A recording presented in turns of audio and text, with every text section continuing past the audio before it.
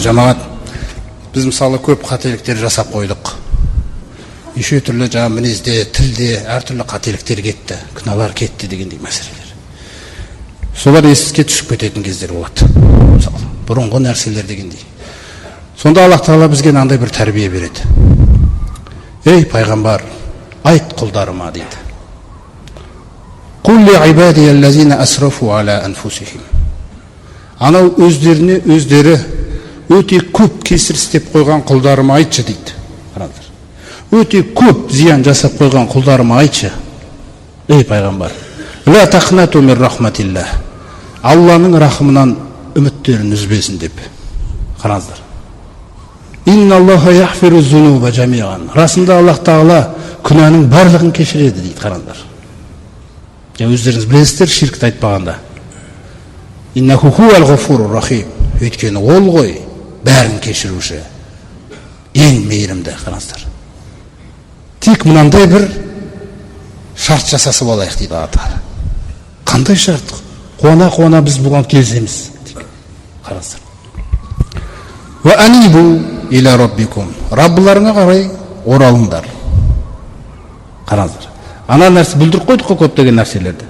Бүлдірдік та сол бүлдірген нәрселерінің бәрінен Раббыларыңа қарай оралыңдар дейді. Қараңыздар. Жүрекпен кеңдер дейді Алланың алдында. Жаңа өлім сәтінде анау көндім, болдым деп жатыр ғой. Сол көндім, болдымды жасаш дейді. Болдым, Раббым, көндім, кешірші мені. Осылай кел дейді бірінші. Ва аслиму лаху. Сосын осындай жүрегіммен келгеннен кейін мен саған бұйрықтарым мен тыйымдарымды айтамын дейді. Мысалы, қараңыз. Сол бұйрықтарым мен тыйымдарым айтылған кезде аслиму лаху, бойысына қой дейді. Болды Раббым, сен айттың, мен істеймін. Қараңыздар. Осыны осылай істеңдер. Мен қобли айятиякумул азабу сумма ла тунсарун. Өздеріңізге жаңағы азап келмей тұрғанда, мысалы міндетті түрде жаңа аспаннан бір тас жауып азап емес, өлімнің өзі азап болады егер Алла риза болмаса. Сол азап келгенге дейін осыны істеңдер. Әйтпесе сумма ла тунсарун, егер істемесеңдер, сол өлім келген кезде, азап келген кезде мүлде жәрдем берілмейді дейді.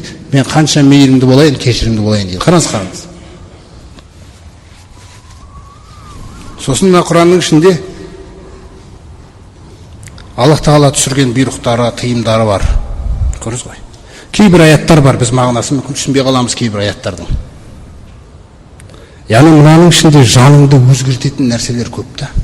Кейбір аяттар бар, тек иман еттім десеңіз болды. Соны Аллах Тағала білдіріп айтады, жаңа аяттың жалғасында айтады. Ваттабиу ахсаналлази унзила илейкум мин раббикум. Қараңыз. Раббыларыңнан мына Құранда түскен нәрселердің ішіндегі ең жақсысына еріңдер дейді. Ең жақсы деген сөз естідік те бойсындық деген. Ей иман келтіргендер, былай істеңдер деген кезде сондай жаққа қарай жүгіре беріңдер дейді. Қараңыздар. Өздеріңізге азап келмей тұрғанда дейді. Міне. Уантум ла ташурун, білмей қаласыңдар дейді, қалай кеп қалатын азаптың. Қаншалаған адамдарға солай азабын кеп қалған дейді Алла Тағала. Сол кезде олар мынандай сөзді айтқан дейді. Антақула нафсун.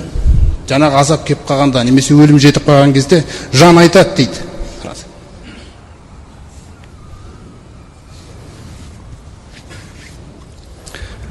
Антақула нафсун я вайлата. Ойбай-ай деген сөз сол мысалы. Сорлымын деген сөздер.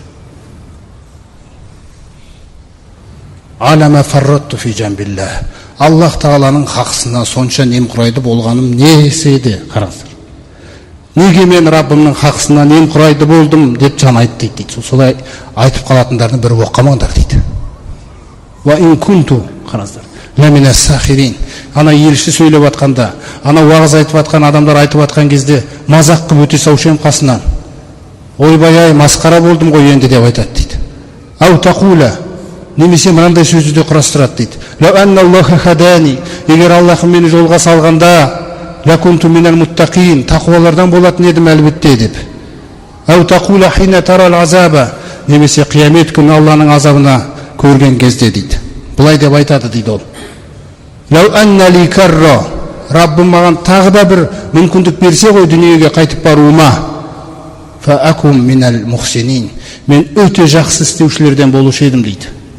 Сонда Алла Тағала осы сөздерінің барлығын уайымын өзін өзі жазғырып тұрған түгел жаңағы күйді қараңыздар бәлә деп жоққа шығара салады екен.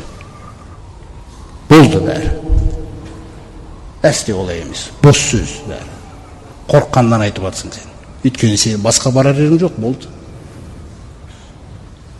Міне. Қоды жаатка аяти. Тірі кезіңде келді ғой менің аяттарым саған. Қараңыз қалай айтады екен Алла Тағала. Келді. Факаззабта биха. Өтірік дедің. Вастакбарта. Менсінбедің. Қараңыздар. Ва кунта минал кафирин. Мойындамағандардан болдың. Міне. Көрдіңіз қандай мәселелер болып отыр. Сондықтан Алла Тағалаға оралу. Мына жүрек Алла Тағалаға қарай оралу керек, құрметті жамағат. Соған біз бір-бірімізге соны көмектесу керекпіз. Жалғыздың жаңа үні шықпайды дегендей мәселе. Көрдіңіз ба? Бір-бірімізбен осындай үлкен қасиетті мағыналар үшін дос болу керекпіз біз. Сол күні жаңағы өкінетіндердің тағы бір жағдайы. وَيَوْمَ يَعَدُّ الظَّالِمُ عَلَى يَدَيْهِ.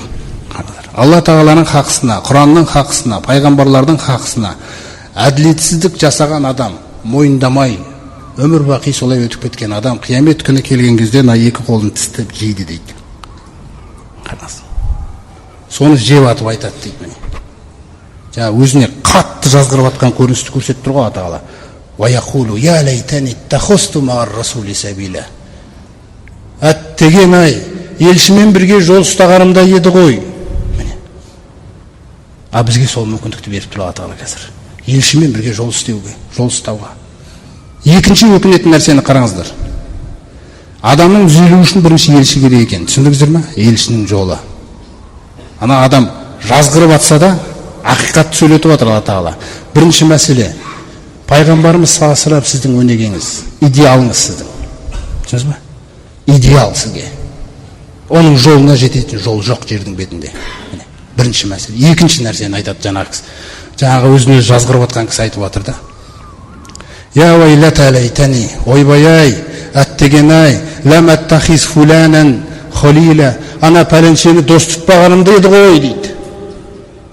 Соқтан пайдасыз достардың бәрін қою керек. Қандай достар ол? Қандай пайдасыз достар дегеніміз кім ол? Лақода адаллани ани зикри изжани. Әлгі ана ақиқат өзіме қарай келіп тұрған кезде, ей жүр, оны қайтесің, былай деп алып кеткен достар дейді. Қараңыздар.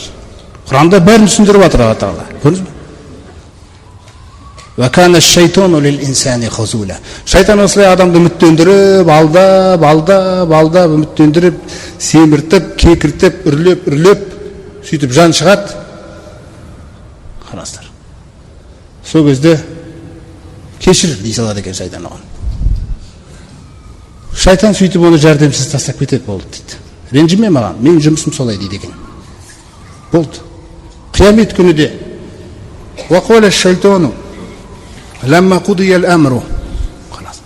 Іс біткен күні, кімнің қай жаққа кететіні біткен күні, қараңыздар, белгілі болған күні. Жаңағы анау қаншама адамдар тозаққа барғалы тұрған қаншама адамдар мысалы. Әлі де бір нәрсе іздейді. Сөз бе? Үміт. Сол кезде кім сөйлесе де соны тыңдағысы келеді, мысалы. Бір жақсы нәрсе айтам екен бізге де. Сонда Алла Тағала шайтанды сөйлетеді екен оларға. Сол жердегі тұрғанның бәрі шайтанның мектебі екен. Өзіңіз ойнаңыз. Адамдар олар білмеген де оған құлшылық жасағанына. Кез келген мүсіннің артында, кез келген адасқан, қараңыздар мәселе, жолдың артында шайтан тұр, болды. Ол көрінбейді. Бірақ оның бәрі оныкі. Сондықтан Алла Тағала соны сөйлетеді екен қияметте. Уақуала шайтану, қараңыздар, шайтан айтты дейді Алла Тағала. Өткен сол кездегі нәрсені өткен шақта сөйлеп отыр Алла Тағала. Ламма қудиял әмру, сот біткен күні. На сөзді айтады екен. Инна Аллаха ваадакум ваадал хаққи. Шындығында Аллах Тағала сендерге шын нәрсені уәде еткен еді. Қиямет деген нәрсені. Алдыма ораласыңдар. Жәннат, тозақ деген нәрселерді. Қараңыздар. Сөзді қараңыздар қалай бастайды. Расында Аллах Тағала сендерге шындықты уәде еткен еді дейді. Сосын айтады. Ва ваадтукум, мен де сендерге уәделер бердім дейді. Уәделер бердім дегенде оны ешкім көріп тұрған жоқ қой. Қалай берген ол? Ол жаңағы адастыратын достарың арқылы. Кеттік ана жаққа барып қайтайық дейтіндер. Көрдіңіз ба? Қазір көре тұрайын, сосын оқып аламын ғой намазды дейтін нәрселер. Қараңыз, жетеді қаншама нәрсемен. Сөйтіп осыны мен сендерге уәде еттім де, яғни Алла Тағала кешіре салады сендерді деген уәдені де қосқан. Үміттендіреді ғой бізді. Енді біз Алла Тағала бір алып шығар бізді. Адам 3 күннен кейін де тозаққа үйренеді деген сөзді қостырып жіберген біреуімізге. Біз соны мәз болып айтады кейбір адамдар мысалы. Қараңыздар. Мен де сендерге уәде еттім, фа ахлафтукум. Уәдемді бұздым дейді міне. Мен сендерге ештеңке уәде еткен жоқпын дейді екен. Ва ма кана лия алейкум мин султанин. Нақты айтайын сендерге. Менің сендерге ешқандай ықпалым болған жоқ мені кінәлайтындай дейді. Қараңыз. Илля ан даутукум. Мен тек сендерді шақыратымын. Көшеде кетіп бара жатқан бір қызбен, телевизордағы бір нәрсемен, интернеттегі бір нәрселермен, анау өтіп бара жатқан бай машинамен, анау кетіп бара жатқан коттеджді көрсетіп, анау кетіп бара жатқан несінің үйінде керемет диванын көрсетіп, әр нәрсемен сендерді шақыра беретінмін, тоқтамай. Фастажабтум ли. Сол кезде сендер маған жауап беріп қойдыңдар. Қараңыз қалай сөйлеп отыр. Сендер маған жауап беріп қойдыңдар дейді. Сондықтан фала талумуни. Сендер мені жазғырмаңдар. Қараңыз. Мені сөкпеңдер. Мені кінәламаңдар. Валуму анфусакум деп айтады екен. Өздеріңді сөгіңдер, өздеріңді жазғырыңдар, өздеріңді жеңдер. Міне. Сосын тағы бір нәрсені айтады. Ма ана би мусрихикум. Қараңыздар. Мен сендерді құтқара алмаймын. Мен сендерді әсте құтқара алмаймын. Сосын айтады. Ва ма антум би мусрихия. Сондай-ақ сендер де мені құтқара алмайсыңдар. Бәріміз бір жаққа кетеміз қазір. Қараңыз. Инна золимина лахум азабун алим. Расында әділетсіздерге өте қинаушы азап бар дейді. Осылар осы нәрсені сөйлеп жатқан кезде Алла Тағала мына жақта мүминдермен не істеп жатыр? Келесі аятында айтады: "Ва удхила аллазина аману ва амилус солихати жаннатин тажри мин тахтиха ал-анхару халидина фиха би изни раббихим тахиятухум фиха салам." Қараңыздаршы мына аят. Мынау жаңағы шайтан аналармен сөйлесіп жатқан кезде мүминдер мынандай жағдайда болып отыр екен. Кіргізіліп қойылған дейді. Қараңыздаршы. Кіргізіліп қойылды.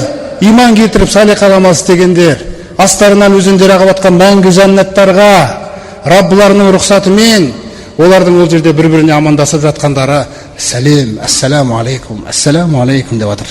Олардың күйін қараңыз. Алланың уәдесі орындалды. Бұлардың күйін қараңыз да. Міне. Соқтан қиямет, иншалла, осы қияметке деген иманымызды, құрметті жамағат, Алла Тағаладан сұрайық. Өзімізге бір әсерлі, бойымыздан жемісі шықсын оны. Тіліміз арқылы, көзіміз арқылы, мына қимылдың өзі арқылы бір қияметке деген иман билесін мына денені. Басқа нәрсеге билетпеңіз мына денені. Не керек мына дене? Не керек мына көз? Мынаны билесін. Алла Тағаланың елшісі әкелген иманның негіздері билесін мына денені. Мына сананы, мына көзді, мына тілді. Міне сол кезде ғана біз үміт бар, иншалла. Жаңағы Абу Бакр қызыққан нәрсеге, ей, тыныштық тапқан жан, шыға ғой деп айтатындай, иншалла. Мен сол нәрсені үміт етейік, сол нәрсені сұрайық, сол нәсіп етсін Алла Тағала баршамызға.